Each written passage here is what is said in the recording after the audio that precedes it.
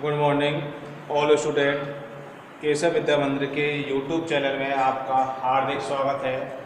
हम कक्षा 10 में सब्जेक्ट साइंस में अपना लेसन चल रहा है रासायनिक अभिक्रिया एवं उत्प्रेरक क्या होते हैं। तो हमने अब तक रासायनिक अभिक्रियाओं की गति और उनके वेग के आधार पर क्या है प्रकार समझे। अब है आपका दिशा के आधार पर अभिक्रियाओं के प्रकार क्या होते हैं। दिशाओं के आधार पर दिशा के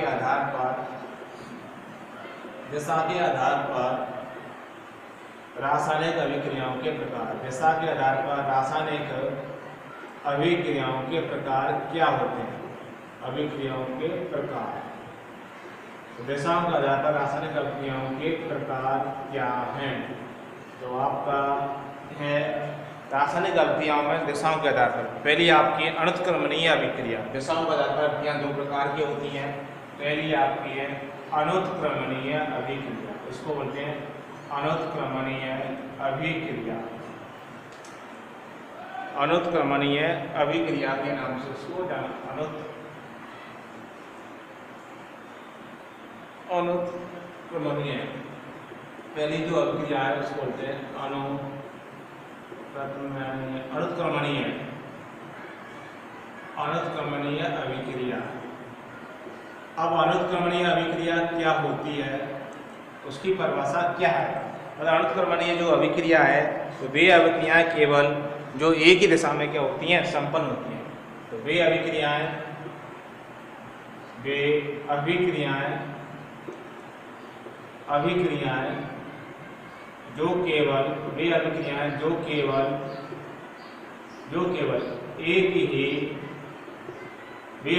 जो केवल एक ही दिशा में क्या होती हैं, संपन्न होती हैं।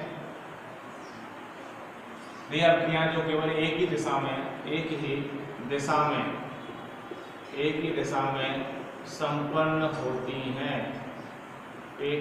में संपन्न होती हैं। अर्थात मतलब वे अभिक्रियाएं जो केवल एक ही दिशा में संपन्न होती हैं, अर्थात ऐसी अभिक्रियाएं जिसमें अभिकारक टूटकर, ऐसी अभिक्रियाएं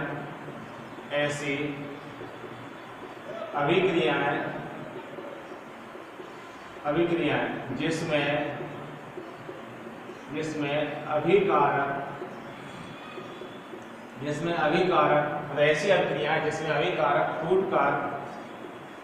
अभिकारक टूटकर उत्पाद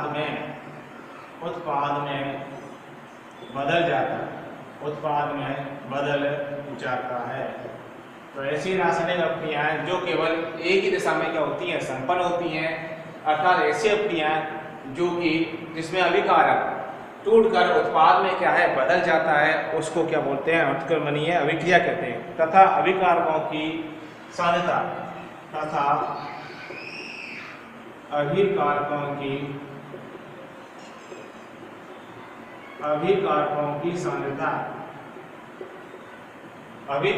की सांद्रता समय के साथ कम होती है। अभिकारकों की सांद्रता समय के साथ कम होती है। अभिकारकों की सांद्रता समय के साथ कम होती है तथा उत्पादों की सांद्रता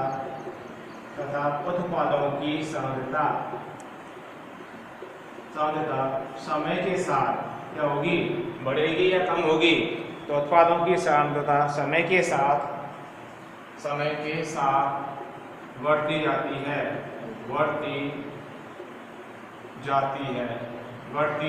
जाती है। मतलब अभिकारकों की सांद्रता तो क्या समय के साथ क्या हो जाती है, कम हो जाती है, जबकि उत्पादों की जो सांद्रता होती है वह समय के साथ क्या बढ़ती जाती है।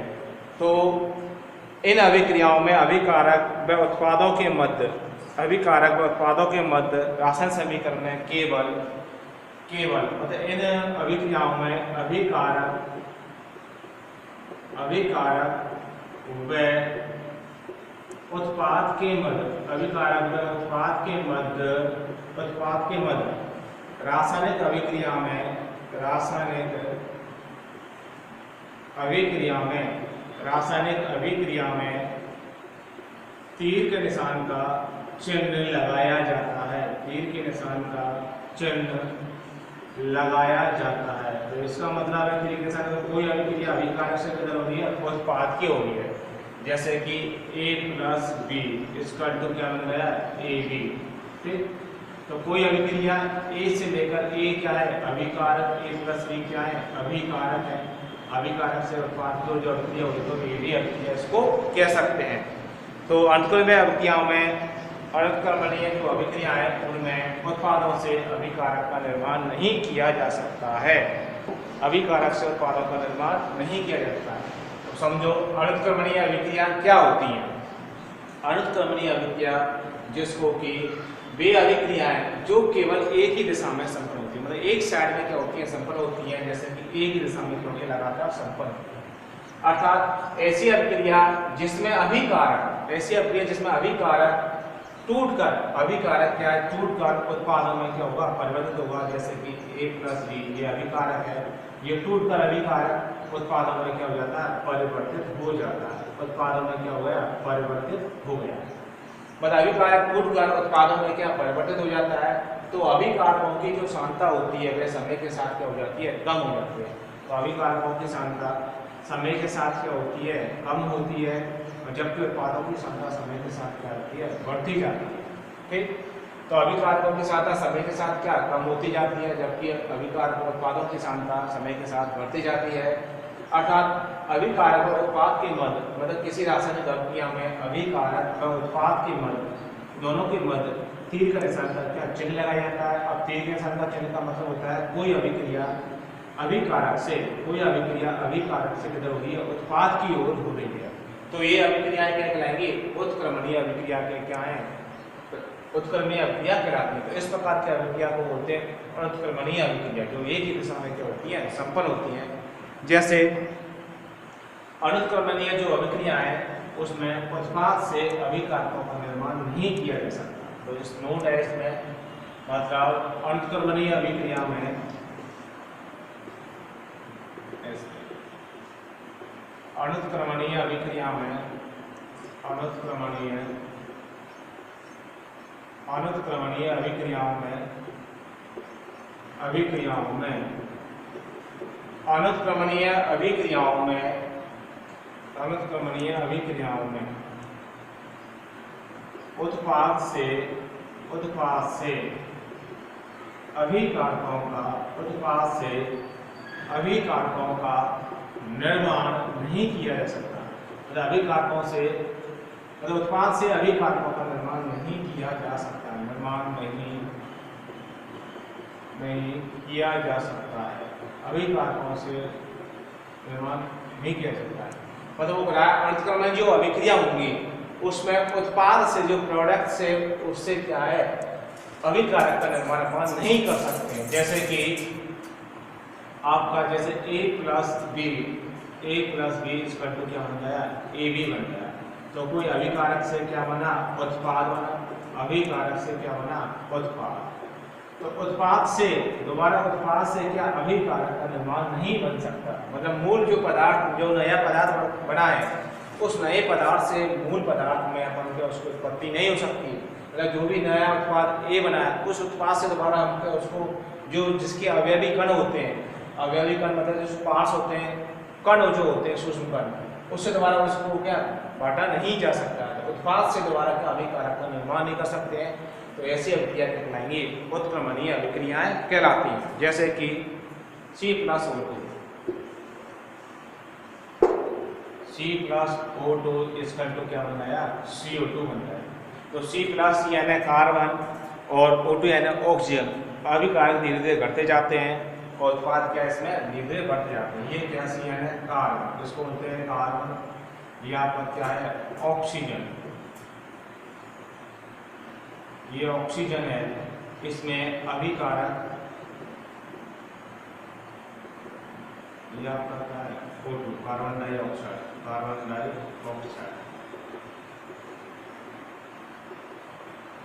तो ये क्या था, C प्लस O2 इसका टू क्या बन गया, CO2। तो इसमें उत्पाद अभिकारक घटते जाते हैं। अभिकारक क्या है, घटते जाते हैं और उत्पाद क्या बढ़ते जाते हैं। उत्पाद बढ़ते जाते हैं। मतलब C+O2 में ये अभिकारक क्या है, घटते जाते हैं और उसमें क्या है, उत्पाद बढ़ते जाते हैं। तो ये क्या है, अभिकारक, ये तो क्या हुए, अभिकारक हो गए। ये आपको क्या हुआ, उत्पाद हुआ। ये क्या हुआ, उत्पाद। तो इसका अभिकारक तो क्या बढ़ते जाएंगे, लेकिन उत्पाद क्या बढ़ते जाते हैं। तो ये अंत में क्या क्या क्या उदाहरण है। उसी प्रकार मीथेन के दहन से हमें क्या प्राप्त होता है, इस प्रकार दूसरा है मीथेन के दहन से। अब बात आ रही है मीथेन का अपन जब दहन करवाते हैं, मीथेन होती है CH4 को क्या बोलते हैं, मीथेन। अब मीथेन का अपन जब दहन करवाते हैं तो हमें CO2 प्लस क्या प्राप्त होता है, जल प्राप्त होता है। तो मीथेन के दहन से हमें CO2 प्लस जल प्राप्त होता है। इस अभिक्रिया में उत्पाद बनने वाला उत्पाद क्या स्थायी हो जाता है। तो मीथेन का अपन क्या दहन करवा रहे हैं, मीथेन का दहन करवाएंगे तो इस प्रकार इसको लिख सकते हैं, मीथेन का 2O2 दहन करवाया जा रहा है। मीथेन का दहन करवा रहे हैं तो O2 प्लस क्या CO2 प्लस क्या बन रहा है, जल। तो इसमें मीथेन के दहन के फलस्वरूप जो उत्पाद बना, उत्पाद क्या हो जाता है, स्थायी हो जाता है। उत्पाद क्या है, स्थायी रहता है। इस उत्पाद से अभिकारक का निर्माण नहीं किया जा सकता। तो मीथेन के दहन से फिक्स है कि CO2 प्लस जल क्या बनेगा, यह उत्पाद है। यह उत्पाद अब क्या हुआ है, स्थायी होगा। इस उत्पाद से अपन अभिकारक का निर्माण नहीं कर सकते। तो इस प्रकार मीथेन के दहन के फल से जो हमें उत्पाद प्राप्त हुए CO2 व जल, जो उत्पाद है वो क्या स्थायी उत्पाद है। इस नए जो स्थायी उत्पाद जो बना है, उस उत्पाद से हम अभिकारक मीथेन दोबारा क्या नहीं बना सकते। मतलब जो उत्पाद प्राप्त हुआ उस उत्पाद से अपन CH4 मीथेन का निर्माण नहीं कर सकते। मतलब बात वही आ रही है कि उत्पाद से अभिकारकों का निर्माण क्या नहीं किया जा सकता। एक बार जो उत्पाद बन जाता है वो स्थायी होता है। तो ये क्या एक प्रकार का रासायनिक परिवर्तन है। तो एक प्रकार का क्या है, मीथेन का दहन वायु उपस्थिति में हो रहा है, O2 उपस्थिति में, तो इस प्रकार का परिवर्तन रासायनिक परिवर्तन कहलाता है। तो आपके दिशा के आधार पर यह क्या हुआ, उत्क्रमणीय अभिक्रिया का उदाहरण हुआ। दूसरा है उत्क्रमणीय अभिक्रिया किसे कहते हैं। दूसरा उदाहरण है उत्क्रमणीय अभिक्रिया।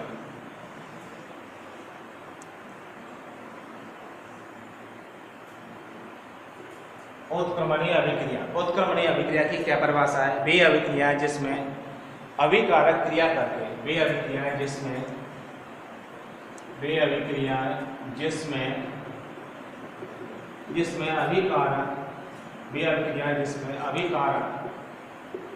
अभिकारक क्रिया करके उत्पाद का निर्माण करते हैं। मतलब ऐसी रासायनिक अभिक्रिया जिसमें अभिकारक क्रिया करके उत्पाद बनाते हैं तथा उसी समय उन्हीं परिस्थितियों से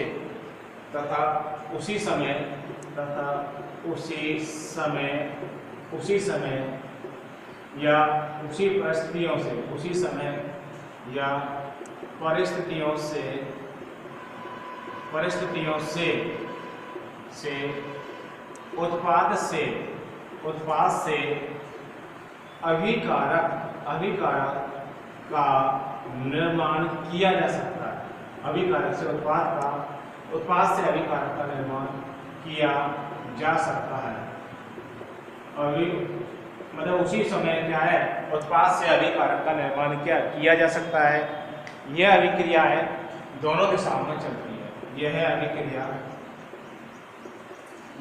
अभिक्रिया दोनों दिशाओं में चलती है। यह अभिक्रिया दोनों दिशाओं में, मतलब अग्र और पश्चिम दिशाओं में चलती है। यह अभिक्रिया अग्र व पश्चिम दिशाओं में चलती है।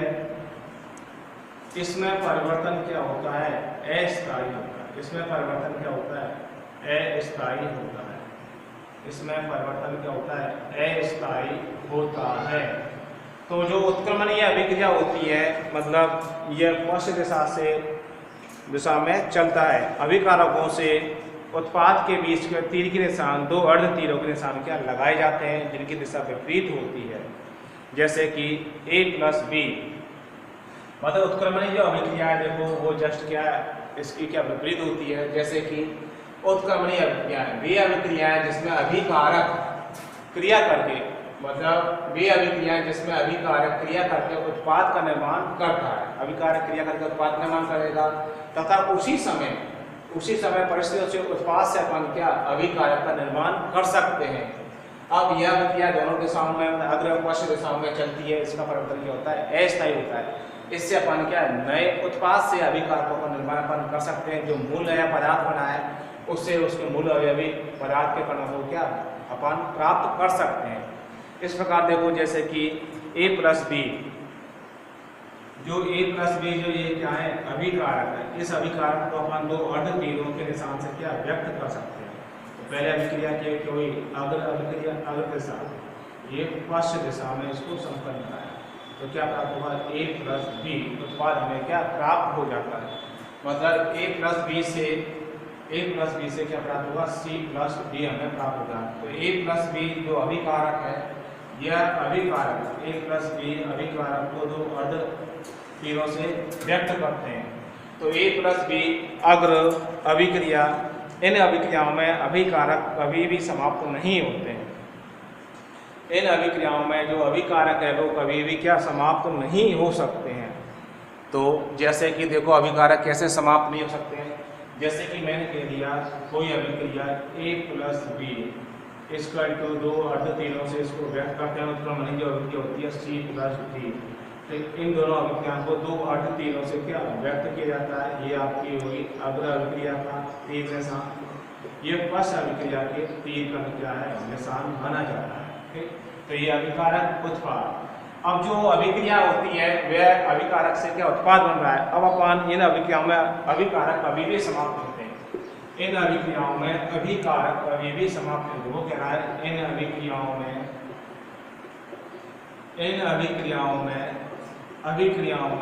अभिकारक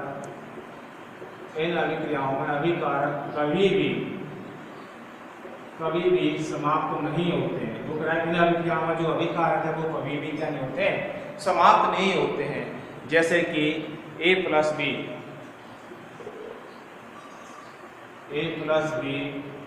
इक्वल टू क्या हुआ c प्लस बी, ये क्या हुई आपकी अग्र अभिक्रिया, इसको बोलते हैं अग्र अभिक्रिया। अब अभिकारक से क्या बना उत्पाद होना, अब उत्पाद से तो अपन क्या बना सकते हैं दोबारा ये पश्च अभिक्रिया, इस पास से a प्लस बी का निर्माण कर सकते हैं। तो ये अभिक्रिया दोनों दिशाओं में चलती है अग्र और पश्च। तो a प्लस बी से क्या बना c प्लस डी, और c प्लस डी से दोबारा क्या बना सकते हैं अपन a प्लस बी बना सकते हैं। तो फिर जो अभिक्रिया है यह है अग्र अभिक्रिया। पश्च अभिक्रिया का दूसरा नाम है प्रतीप अभिक्रिया, जिसको क्या बोलते हैं प्रतीप या पश्च, यानी दोनों दिशाओं पीछे से अग्र दिशा में चली।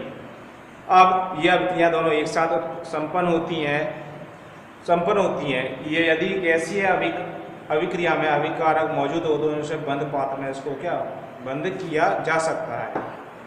नोट है वो कह रहा है यदि गैसीय अभिक्रिया में अभिकारक हो, वो कह रहा है यदि कोई अभिकारक, नोट है यदि कोई